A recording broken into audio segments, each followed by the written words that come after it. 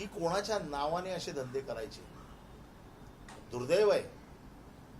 त्यांच्या माऊलीवरती, त्या माऊलीवरती काही कारवाई व्हावी असं कोणालाही मनापासून वाटणार नाही, कारण त्यांचा याच्याशी काही संबंध असेल मला वाटत नाही. परंतु हे जे पितापुत्र आहेत पराक्रमी,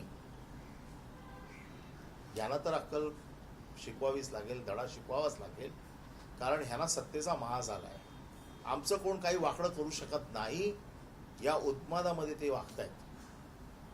ज्या पद्धतीची दादागिरी, ज्या पद्धतीची खंडणीबाजी, ज्या पद्धतीची वसुली महाराष्ट्रात चालू आहे, ह्याला कुठेतरी वेसण घातलंच पाहिजे मुख्यमंत्र्यांनी.